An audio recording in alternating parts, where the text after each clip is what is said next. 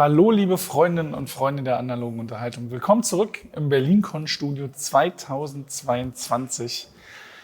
Wir sind wieder hier in unserem Revier. Wir haben einen Prototypen da am Start und wir reden jetzt in Englisch weiter, denn Daniel speaks English, as I know, and he's from Nuts Publishing and has Diluvium for us. Yes. So, what are we trying to do? Okay, I see a world building aspect and so maybe exploration. Yes. So this is a light family game with 4X elements in it. Mm-hmm. And the story is that we are after a great flood and only a few civilizations who are great with shipping survived. Mm-hmm. And now they are trying to rediscover and repopulate the land. The game now is set up for 3 players, but it can be played with 2 or 4. And some parts of the game is actually player count dependent. So, for example, the map would be different at different player counts. So, wir haben hier eine Karte, die ist variabel aufbaubar. Zwischen 2 und 4 Spieler können das spielen. Und je nachdem, wie viele Spieler spielen, wird die Karte entsprechend aufgebaut. Wir haben hier eine große Flut gehabt auf der Erde. Und nur einige Zivilisationen haben überlebt, die natürlich gut mit Schiffbau waren. Und deren Insel hier noch zu sehen ist. Und wie das halt hier jetzt im Detail geht, das wird Daniel jetzt hoffentlich erklären. So you will be showing us the details, how everything works, how a turn goes. Yeah, so players are different civilizations, and each civilization has a kind of a safe zone, their homeland, their home island. Yeah. And they will start from there with a warship and a scout ship. Mm-hmm. The game is, every player has their own player boards, and this is a rondel for each player, and this depicts the 4 available actions. Okay. So there's 1 action each. Yes. And each yes, direction. and you can rotate this nice. to show which actions you are taking, and you're not supposed to take the same action twice in a row. Also man kann dieselbe Aktion nicht zweimal nehmen.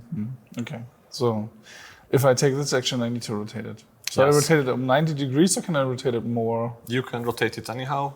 The point is not the same action twice. Okay, so what options do we have? How does a turn go on the Diluvium? Diluvium. So it's okay. Diluvium. Yeah. I think the title is a reference to like the biblical flood somehow. Okay. So the first available action is exploration, and starting from the middle of the board, you can move one of your ships up to 2 spaces.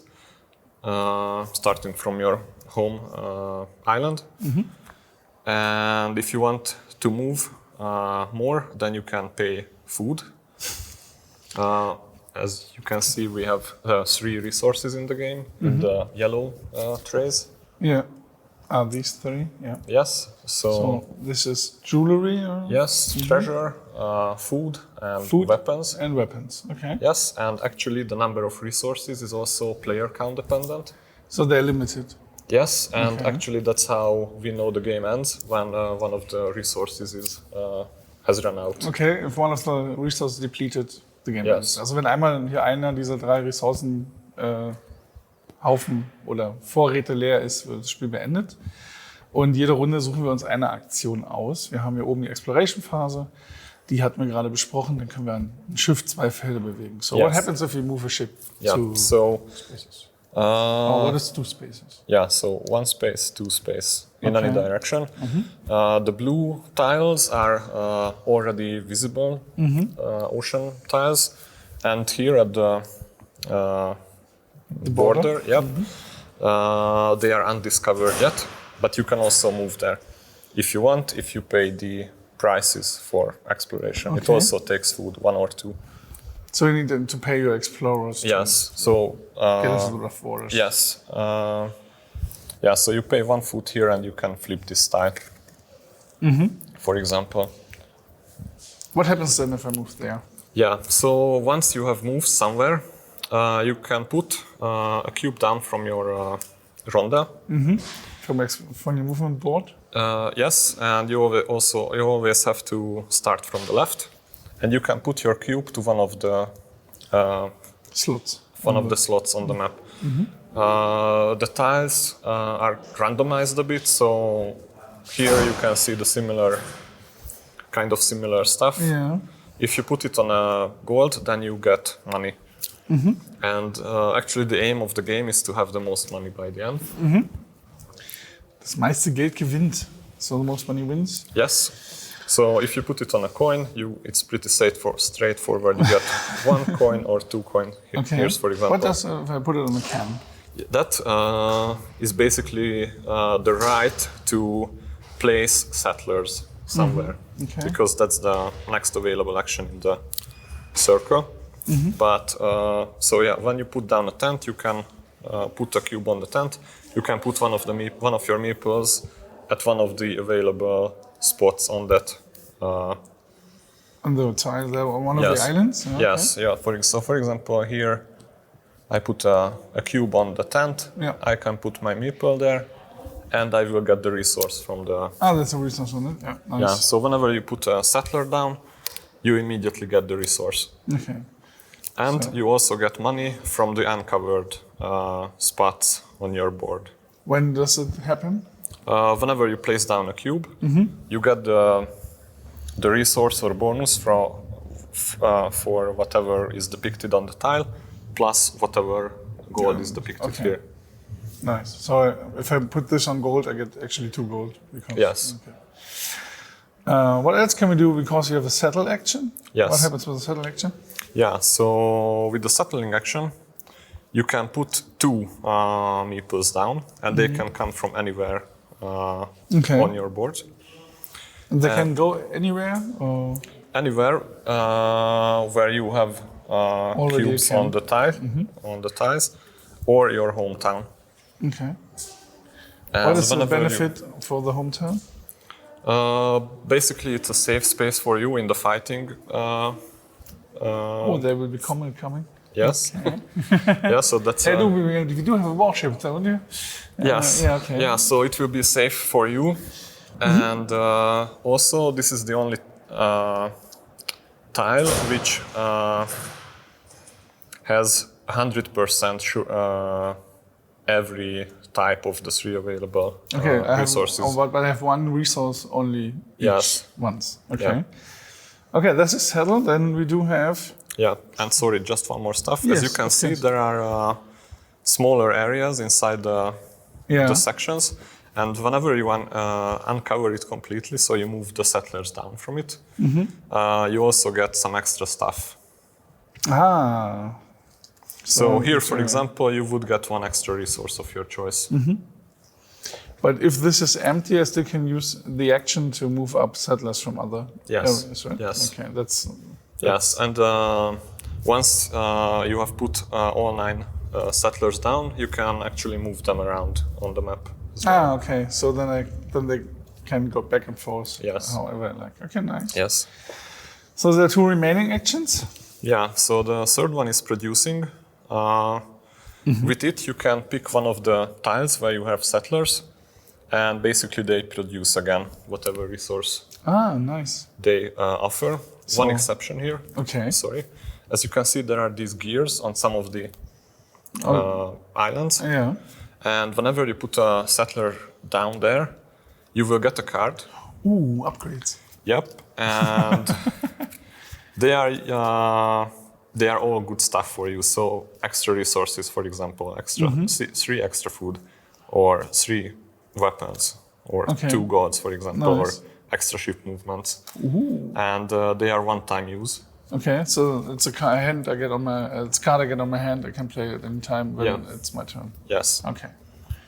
Do these trigger again as well if I produce? No, that's the only exception. But if I move back and forth, I get it again? No. Okay. How do we mark it then? Okay. Then we do have. If you uncovered it, you also get 1 gold. And after producing, you can trade some stuff. So, for example, you can trade 2. Trade. Yeah. So you can trade 2 treasures for 3 gold, or you can trade 2 swords for for raising your strengths in the game. Ah, so the combat strengths. Yes. Okay, that's the basic strengths. And then we do a fighting. How does fighting work? Yeah, so you have to select the fighting action. It allows you to move your warship also up to 2 spaces plus more if you pay for the extra movement. So let's say you have a warship here. This moves 2 spaces, and now we fight. Fight is deterministic, so there's not really a random element in it. You compare your strengths. Yeah. Plus, if you have weapons, then I can spend these in addition. yes, yes, and then whoever is the highest is the winner. What happens for the winner and the loser? The loser has to take their ships back to their home island. The winner can remain there, obviously. And the winner can get gold based on the level of the loser player's strength. Ah, okay. So, for example, if I defeat you with 4 and you have 1, then I will get 1. One gold. One gold, yes. Can you attack something like this, or can you only attack warships? No, you can attack civilians as well.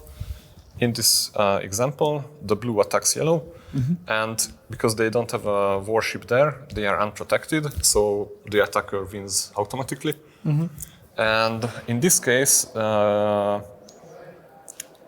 they go either back to the home island or back to the board. In the case of the meeples, they can go. Okay. I mean, you can decide as long as there are empty spots. Okay. So if the home turn was filled, they need to go to the board and Yes, and here you get 1 gold for each of the pieces of the enemy that you could move. Okay. Nice. So yes, and the only thing that remains are the cubes. So I could still settle, but if there's a warship, I'm not allowed to settle as you. So. Yeah. But let's say they move away, and then you can send settlers there again. And how long does a game take for 2 to 4 players? Does it? I think with 4 players it takes a bit longer. Yeah, with 4 it's about 1 hour, and that's quick. Yeah, because the resources are limited. Yeah. Okay. And so with less, it's shorter. So with 2 players, I have less resources as well? Yes, yeah, that's why I've removed some already into the discard pile. And if you have seen, because each of the tiles is movable, and we do have one with 1 spot and 2 spots, we do have random ones as well. Yes. Because the map itself can be randomized in the outer spaces, for example. I don't know if these, the 4 in the middle. They are also randomized. These are one of these, I think. So every game has a different setup.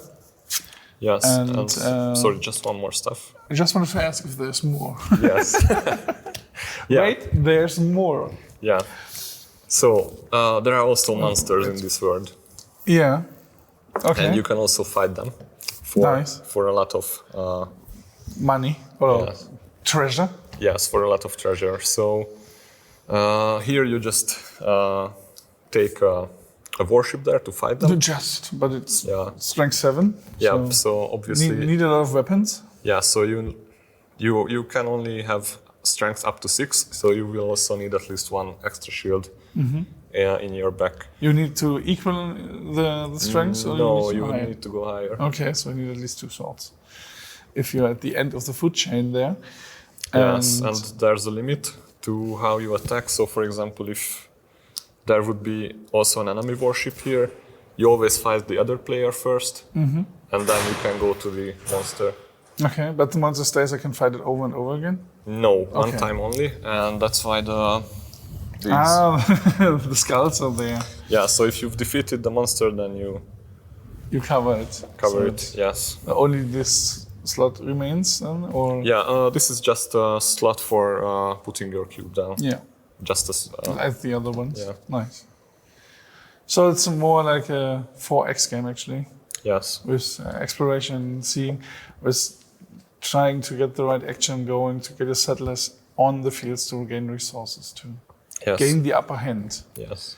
So, how can we expect? How is the plans for the prototype going forward? I'm only volunteering for the publisher, so I don't have all the data. Okay. But if you go on the publisher's website, It's Nuts. Nuts Publishing, yes. With an exclamation mark. Yes. And actually there's a menu item called In the Pipeline. Okay. And there you will see all the information available for upcoming games. Oh. And as far as I know, this is coming out in retail early next year. Early next year. So we look forward to that. All the best. Thanks for being here and explaining it. Anything you want to add? No, thank you. You're very welcome. Und ich sage auch vielen Dank an euch, dass ihr zugeschaut habt. Wie gesagt, wenn ihr Fragen habt, könnt ihr noch auf Nuts Publishing schauen, wie weit es denn ist. Und da könnt ihr auch eure Fragen loswerden. Ansonsten sage ich vielen Dank fürs Zuschauen. Ihr könnt ja noch andere Videos klicken, die wir haben, weil wir haben ja doch das eine oder andere aufgenommen. Ansonsten sage ich auf Wiedersehen. Daniel, schön. Thanks for being here. And ciao. Ciao.